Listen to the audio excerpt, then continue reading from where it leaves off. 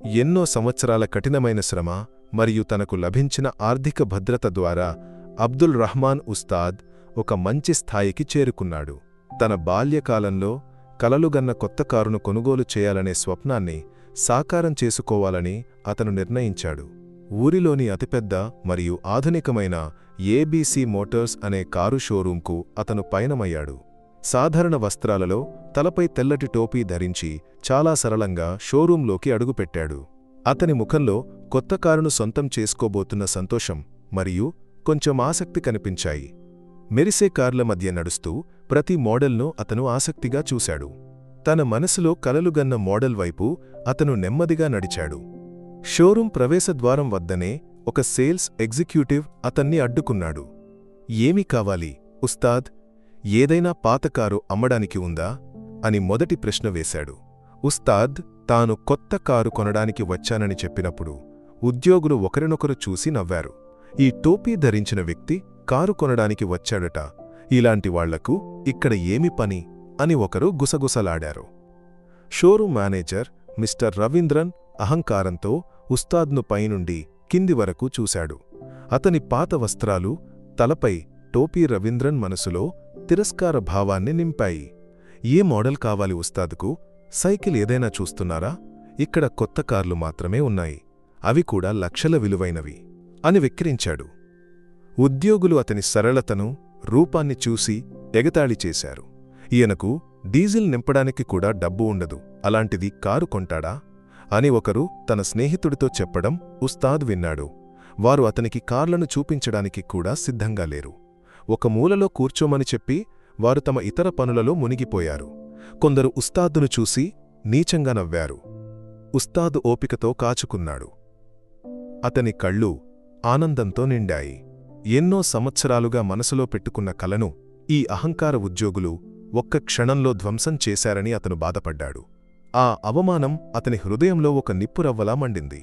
పరిహాసాలను సహించలేక ఒక్క మాట కూడా సమాధానం చెప్పకుండా ఉస్తాద్ కళ్ళు నీటితో నిండిన స్థితిలో షోరూంను వదిలి వెళ్లాడు. అతని మనసులో అవమానం ఒక నిప్పురవ్వలా మండింది. అయితే ఆ అవమానం అతన్ని బలహీనపరచలేదు, మరింత దృఢనిశ్చయానికి నడిపించింది. ఇక ఎవరికీ ఇలాంటి దురనుభవం కలగకూడదు. ఈ అహంకారులకు నా కఠిన శ్రమతో సమాధానమిస్తాను అని మనసులో గట్టిగా నిర్ణయించుకుని అతను తిరిగి వెళ్లాడు. ఉద్యోగులకు ఇది ఒక సాధారణ సంఘటనగా అనిపించినా ఉస్తాద్ జీవితంలో ఇది ఒక విప్లవాత్మక మలుపు అయింది. వారు అతన్ని సాధారణ వ్యక్తిగా భావించి అవమానించారని అనుకున్నారు. కాని అది ఒక గొప్ప తుఫాను ఆరంభమని వారికి తెలియదు. ఇప్పుడు కథ అబ్దుల్ రహమాన్ ఉస్తాద్ గత జీవితంలోకి తిరుగుతుంది. అతను ఒక గ్రామీణ ప్రాంతం నుండి వచ్చాడు. అక్కడ సాధారణ వ్యక్తిగా కాని కలలతో నిండిన బాలుడిగా ఉన్నాడు. అతని బాల్యం దారిద్ర్యంతో నిండి ఉంది. స్కూలుకు వెళ్లడానికి కూడా మార్గం లేని రోజులు ఉన్నాయి. ఆకలి మరియు దారిద్ర్యం అతని సహచరులుగా ఉన్నాయి. అయినప్పటికీ అతనికి కార్ల పట్ల అదమ్యమైన ఆసక్తి ఉండేది. పొలాల గుండా, పొలిమేరల గుండా నడుస్తున్నప్పుడు దూరంగా రోడ్డుమీద వేగంగా వెళ్లే కార్లు అతనికి ఆశ్చర్యంగా అనిపించేవి. వాటి వేగం మరియు రూపం అతన్ని ఎంతగానో ఆకర్షించాయి.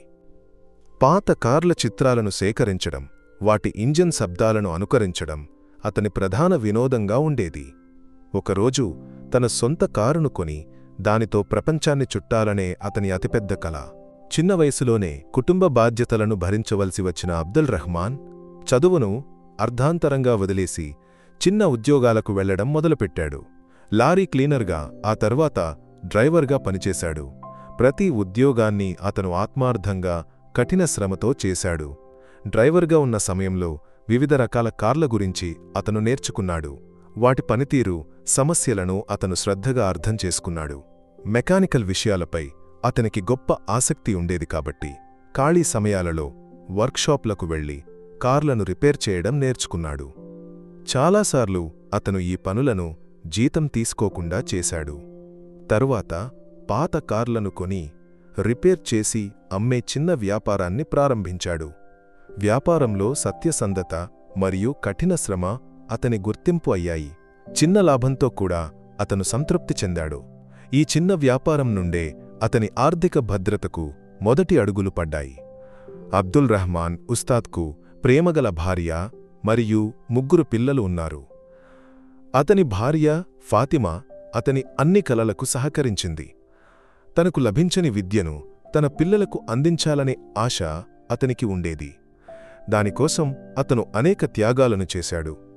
చాలాసార్లు తన స్వంత అవసరాలను పక్కనపెట్టి పిల్లల చదువు కోసం డబ్బును సమకూర్చాడు.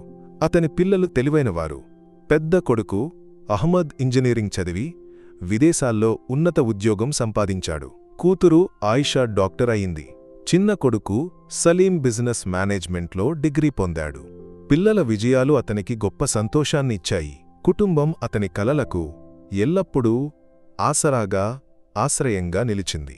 ముఖ్యంగా పిల్లల విదేశీ ఆదాయం అతని కొత్త సంస్థలకు గొప్ప మద్దతుగా నిలిచింది.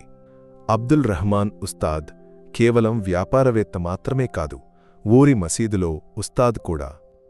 మతపరమైన విషయాలలో జ్ఞానం మరియు లోతైన అవగాహన ఉండడంతో ఊరి ప్రజలు అతన్ని గౌరవంగా చూశారు. అతని ప్రసంగాలను వినడానికి దూర ప్రాంతాల నుండి కూడా ప్రజలు వచ్చేవారు. సామాజిక కార్యక్రమాలలో కూడా అతను చురుకుగా పాల్గొనేవాడు. పేదవారిని సహాయించడం, సమస్యలలో మధ్యవర్తిత్వం వహించడం వంటి వాటిలో అతను ఎల్లప్పుడూ ముందుండేవాడు. అందుకే ఊరిలో అతనికి గొప్ప జనాదరణ ఉండేది. కాని ఈ సామాజిక ప్రభావం ఏబీసీ మోటార్స్ ఉద్యోగులకు తెలియదు. వారు అతన్ని సాధారణ వ్యక్తిగా భావించి పరిహాసం చేశారు. ఏబీసీ మోటార్స్ నుండి తిరిగి వచ్చిన తర్వాత ఉస్తాద్ ఆ రాత్రి నిద్రపోలేదు. అవమానం అతని మనసులో ఒక శక్తివంతమైన ప్రేరణగా మారింది. తాను కలలుగన్న కల కేవలం కారు కొనడంలో ఆగిపోదని, దానికంటే గొప్ప లక్ష్యం తన ముందు ఉందని అతను గుర్తించాడు. ఈ దేశంలో ఆత్మాభిమానం ఉన్న ఎవరికీ ఇలాంటి అనుభవం రాకూడదు. డబ్బు లేదా వస్త్రాల పేరుతో ఎవరినీ అంచనా వేయకూడదు అని అతను మనసులో గట్టిగా నిర్ణయించాడు. తన దీర్ఘకాల స్వప్నమైన కారు షోరూంను ఈ పరిహాసం ఒక ప్రతిజ్ఞగా మార్చింది. ఆ అవమానం అతని మనసులో కొత్త తీవ్రతను ఇచ్చింది. మరుసటి రోజు ఉదయం అతను తన పిల్లలను మరియు భార్యను పిలిచి ఏబీసీ మోటార్స్లో జరిగిన విషయాలను చెప్పాడు. పిల్లలకు కోపం మరియు బాధ కలిగాయి. అమ్మా, మీరు విచారించకండి, వాళ్లకంటే గొప్ప షోరూంను మనం ప్రారంభిద్దాం అని చిన్న కొడుకు సలీం ఉత్సాహంగా చెప్పాడు. అప్పుడే ఉస్తాద్ తన ఆర్థిక భద్రత గురించి కుటుంబంతో బహిరంగంగా చెప్పాడు. సంవత్సరాలుగా అతను రియల్ ఎస్టేట్, బంగారు దుకాణాలు, షేర్ మార్కెట్లలో పెట్టుబడులు పెట్టాడు. అంతేకాక అతనికి స్వంతంగా ఒక పెద్ద వ్యవసాయ భూమి కూడా ఉంది. పిల్లల విదేశీ ఆదాయం కూడా దీనికి గొప్ప మద్దతుగా నిలిచింది. కొత్త కారు షోరూం ప్రారంభించడానికి కావాల్సిన దానికంటే ఎక్కువ డబ్బు అతని వద్ద ఉంది. కుటుంబానికి కూడా అతని ఆర్థిక సామర్థ్యం గురించి అంత పెద్ద ఆలోచన లేదు. వారు ఆశ్చర్యంతో అతన్ని చూశారు. ఉస్తాద్ కేవలం ఒక షోరూం ప్రారంభించడానికి నిర్ణయించలేదు. అతను వివరణాత్మక అధ్యయనం ప్రారంభించాడు. పిల్లల సహాయంతో ప్రపంచంలోని అత్యుత్తమ కారు షోరూంల గురించి, వాటి కస్టమర్ సేవల గురించి అధ్యయనం చేశాడు. జపాన్, జర్మనీ, అమెరికాలోని ప్రముఖ కారు షోరూంలను అతను నేరుగా సందర్శించాడు. అక్కడి చిన్న విషయాలను కూడా అతను శ్రద్ధగా గమనించాడు. కస్టమర్లకు ఎలా మరపురాని అనుభవాన్ని అందించాలనే దానిపై అతను పరిశోధన చేశాడు. కొత్త సాంకేతికతలు, మార్కెటింగ్ వ్యూహాలు, ఉద్యోగులను శిక్షణ ఇవ్వవలసిన విధానం, అమ్మకాల తర్వాత సేవల ప్రాముఖ్యత వంటివన్నీ అతను అర్థం చేసుకున్నాడు. ఉస్తాద్ తన కలకు తోడుగా నమ్మకమైన ఒక బృందాన్ని కనుగొన్నాడు. సంవత్సరాలుగా అతనితో కలిసి పనిచేసిన పాత మెకానిక్లు, డ్రైవర్లు, వ్యాపారంలో అతనికి సహాయం చేసిన స్నేహితులను అతను సంప్రదించాడు. అంతేకాక పిల్లల సహాయంతో యువత్వం మరియు ఉత్సాహంతో నిండిన కొత్త ఉద్యోగులను కూడా కనుగొన్నాడు. కస్టమర్లతో ప్రేమతో, గౌరవంతో వ్యవహరించగలిగిన వారిని అతను ఎంపిక చేశాడు. ప్రతి ఒక్కరూ ఉస్తాద్ కలలో భాగం కాగలిగినందుకు సంతోషించారు. వారు ఉస్తాద్ దృక్పథంలో విశ్వసించారు. ఉస్తాద్ తన కొత్త షోరూం కోసం ఏబీసీ మోటార్స్కు దగ్గరలోనే స్థలాన్ని ఎంపిక చేశాడు. ఇది ఒక వ్యూహాత్మక నీక్కం. వాళ్లను ఓడించడానికి వాళ్ల పక్కనే మనం వృద్ధి చెందాలి అని అతను తన బృందంతో చెప్పాడు. పెద్ద భూమిని కొని అత్యాధునిక సౌకర్యాలతో కూడిన షోరూంను నిర్మించాలని నిర్ణయించాడు. నెలల తరబడి నిర్మాణ పనుల తరువాత అల్ అమీన్ మోటార్స్ అనే పేరుతో కొత్త షోరూం ఉద్భవించింది. అల్ అమీన్ అనే పేరు అతని సత్యసంధతను, నమ్మకాన్ని సూచించింది. ఆ భవనం ఏబీసీ మోటార్స్ కంటే పెద్దది మరియు అందమైనది. అల్ అమీన్ మోటార్స్ కేవలం కారు షోరూం మాత్రమే కాదు, అది కస్టమర్లకు ఒక అనుభవం అందించే కేంద్రం. షోరూంలో పిల్లలకు ఆడుకోవడానికి ప్రత్యేక స్థలాలు, మహిళలకు విశ్రాంతి తీసుకోవడానికి అందమైన లాంజ్, కాఫీ షాప్, పుస్తక దుకాణం, రుణ సౌకర్యాలను ఒకే విండోలో అందించే కౌంటర్లు, అత్యాధునిక సర్వీసింగ్ సెంటర్ వంటివి అన్నీ ఏర్పాటు చేయబడ్డాయి. టెస్ట్ డ్రైవ్ కోసం ప్రత్యేక ట్రాక్ కూడా ఏర్పాటు చేయబడింది. ఇక్కడికి వచ్చే ప్రతి కస్టమర్ను సొంత కుటుంబ సభ్యుడిలా స్వీకరించారు. వారికి వ్యక్తిగత శ్రద్ధ అందించబడింది. కొత్త షోరూం తెరిచినప్పుడు ఏబీసీ మోటార్స్ ఉద్యోగులకు అది తిరస్కారంగా అనిపించింది. ఈ టోపీవాడు ఏమీ షోరూం ప్రారంభించబోతున్నాడు, ఇది 2 వారాల్లో మూసివేయబడుతుంది అని వారు వెక్కిరించారు. కాని అల్ అమీన్ మోటార్స్ ఉద్ఘాటన వేడుకను చూసినప్పుడు వారి కళ్ళు ఆశ్చర్యంతో విస్ఫారించాయి. ఊరి ప్రముఖ వ్యక్తులు, రాజకీయ నాయకులు, వేలాది సాధారణ ప్రజలు పాల్గొన్న ఒక గొప్ప ఆఘోషమది. ఉస్తాద్ యొక్క సామాజిక ప్రభావం వారికి అప్పుడు అర్థమైంది. వారి తిరస్కారం నెమ్మదిగా సందేహంగా, ఆ తర్వాత భయంగా మారింది. అల్ అమీన్ మోటార్స్ ఉద్ఘాటన వేడుక ఒక గొప్ప విజయం. ఉస్తాద్ ఊరిలోని ప్రముఖ వ్యక్తులు, ప్రజలు వేడుకలో పాల్గొన్నారు. అతని పాత స్నేహితులు, అతను సహాయం చేసిన పేదవారు, అతన్ని గౌరవించే మత పండితులు అక్కడికి చేరుకున్నారు. ఉస్తాద్ తన ప్రసంగంలో, ప్రతి కస్టమర్ మాకు దైవతుల్యుడు, డబ్బు లేదా వస్త్రాల పేరుతో ఎవరినీ అంచనా వేయకూడదు, అందరికీ అత్యుత్తమ సేవ అందించడం మా లక్ష్యం అని ప్రకటించాడు. ఈ మాటలు ప్రజలను ఎంతగానో ఆకర్షించాయి. ప్రజల మనసులో ఉస్తాద్ పట్ల ప్రేమ రెట్టింపు అయింది. అల్ అమీన్ మోటార్స్ అద్భుతమైన ప్రదర్శనను కనబరచడం ప్రారంభించడంతో ఏబీసీ మోటార్స్ భయపడసాగింది. వారి వ్యాపారం గణనీయంగా తగ్గడం మొదలైంది. మిస్టర్ రవీంద్రన్ ఉస్తాద్ షోరూంను ధ్వంసం చేయడానికి అనేక కుట్రలు పన్నాడు. విలువ తగ్గించి అమ్మడానికి ప్రయత్నించాడు. అల్ అమీన్ మోటార్స్ గురించి తప్పుడు ప్రచారాలు చేశాడు. సర్వీస్ను అడ్డుకోవడానికి ప్రయత్నించాడు. కొన్నిసార్లు ఉస్తాద్ షోరూం ఉద్యోగులను స్వాధీనం చేసుకోవడానికి ప్రయత్నించాడు. వారికి ఎక్కువ డబ్బు ఆఫర్ చేశాడు. కాని ఉస్తాద్ ఈ కుట్రలన్నింటినీ శాంతంగా ఎదుర్కొన్నాడు. అతను తన విధానపరమైన చర్యల ద్వారా, సత్యసంధత ద్వారా ప్రతి చర్యను అధిగమించాడు. విలువ తగ్గించినప్పుడు ఉస్తాద్ మెరుగైన సర్వీస్ మరియు అదనపు వారంటీలతో కస్టమర్లను ఆకర్షించాడు. తప్పుడు ప్రచారాలను సత్యంతో ఎదుర్కొన్నాడు. కస్టమర్లతో నేరుగా మాట్లాడి తప్పుడు అవగాహనలను తొలగించాడు. ఉద్యోగులకు ఎక్కువ ప్రోత్సాహకాలు ఇచ్చి వారి నమ్మకాన్ని దృఢపరిచాడు. ప్రతిసారీ ఉస్తాద్ ఏబీసీ మోటార్స్ చర్యలను అధిగమించడం ఉత్తేజకరమైన క్షణాలుగా ఉండేది. అల్ అమీన్ మోటార్స్ వేగంగా కస్టమర్ల విశ్వాసాన్ని సంపాదించింది. ఉద్యోగుల సత్యసంధత, సమస్యలను త్వరగా పరిష్కరించే సామర్థ్యం, అమ్మకాల తర్వాత సర్వీస్ యొక్క శ్రేష్ఠత వంటివి ఉస్తాద్ షోరూంకు ఆస్తిగా నిలిచాయి. కస్టమర్ల మధ్య అల్ అమీన్ మోటార్స్ మంచి మాటల ద్వారా ప్రచారం అయింది. అక్కడికి వెళితే ఎవరూ మనలను ఎగతాళి చేయరు, మంచిగా గౌరవిస్తారు అనే అభిప్రాయం వ్యాపించింది. ఏబీసీ మోటార్స్లో చెడు అనుభవం కలిగిన చాలామంది అల్ అమీన్కు మారడం ప్రారంభించారు. అల్ అమీన్ మోటార్స్ యొక్క ముందడుగులో ఏబీసీ మోటార్స్ ఆర్థికంగా కుప్పకూలడం ప్రారంభించింది. వారి వ్యాపారం పూర్తిగా నిలిచిపోయింది. కస్టమర్లు అందరూ ఉస్తాద్ షోరూంకు మారారు. బ్యాంకుల నుండి రుణాలు తీసుకుని నిలబడడానికి ప్రయత్నించినప్పటికీ రుణం పెరిగింది. ఉద్యోగుల జీతాలు ఆగిపోయాయి. చివరికి ఏబీసీ మోటార్స్ మూసివేత బెదిరింపులో పడింది. షోరూం ముందు అమ్మకానికి అనే బోర్డు పెట్టబడింది. మునుపు ఉస్తాద్ను ఎగతాళి చేసిన ఉద్యోగులు ఉద్యోగాలను కోల్పోయారు. ఇది వారి జీవితంలో పెద్ద కష్టాలను సృష్టించింది. చాలామంది రుణ ఉచ్చులో చిక్కుకున్నారు. కుటుంబంలో సమస్యలు తలెత్తాయి. పిల్లల స్కూల్ ఫీజు కూడా చెల్లించలేని స్థితి వచ్చింది. మిస్టర్ రవీంద్రన్తో సహా ఎవరికీ కొత్త ఉద్యోగం దొరకలేదు.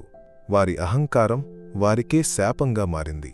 వారు తల ఎత్తి నడవలేని స్థితికి చేరుకున్నారు. ఈ దశలో తాము చేసిన తప్పు గురించి ఉద్యోగులకు పశ్చాత్తాపం కలగడం ప్రారంభమైంది.